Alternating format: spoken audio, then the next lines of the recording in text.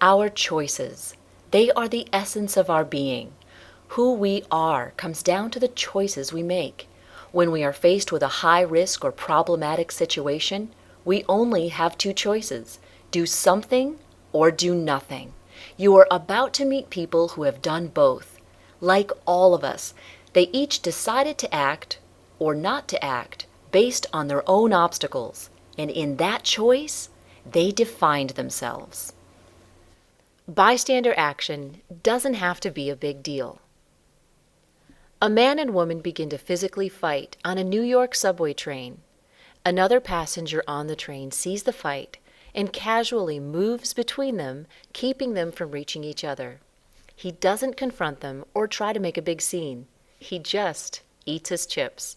The fight calms down, and the man never has to interrupt his lunch.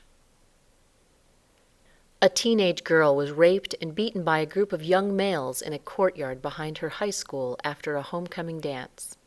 It was discovered later that as many as 20 people saw what was happening, but chose to do nothing. The incident was not even reported to the police until 2 hours after it happened. A military cadet recalls an important night when he was a powerful bystander.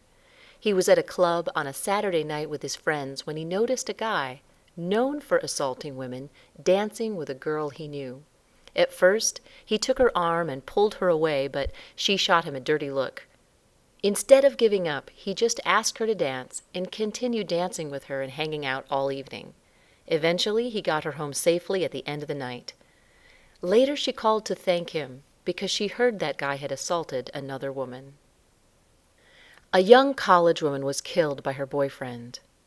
Her teammates and friends had observed her boyfriend's aggressive behavior toward her during their relationship. Once, they had even been forced to pull him away from her at a party to keep him from hurting her. Ultimately, he attacked her at her apartment and killed her. Lauren Chief Elk and April Grohl are 20-year-old De Anza college students and teammates on the school's soccer team.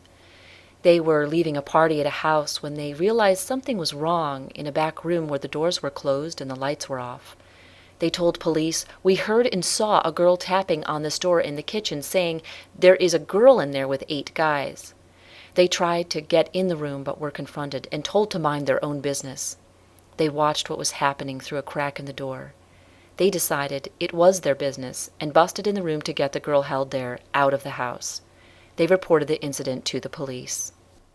A quick-thinking commuter saved a teenager who apparently suffered a seizure and fell onto subway tracks in Upper Manhattan by jumping onto the tracks himself and pushing them both between the rails beneath the oncoming train. On the New York City subway, it's hard enough finding someone who will give up his seat to a stranger, let alone be willing to give up his life for one. The train was coming in like that. It happened just 50-year-old Wesley Autry, a construction worker and Navy veteran, was standing on a subway platform with his 2 little girls when right in front of them, a man started having a seizure. He kind of stumbled and over his own feet and fall backwards. I see a train coming, but the train is so close, I'm like, what do I do? Wesley jumped onto the tracks and thought if he could just lie on top of the man, keep him from flailing, maybe the train would roll right over both of them. The clearance was exactly 21 inches.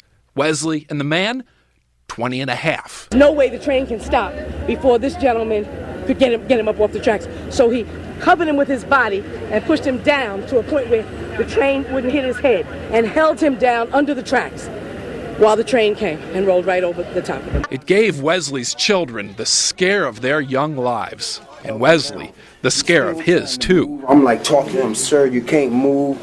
I got 2 kids up here looking for their father to come back. I don't know you, you don't know me, but listen, don't panic.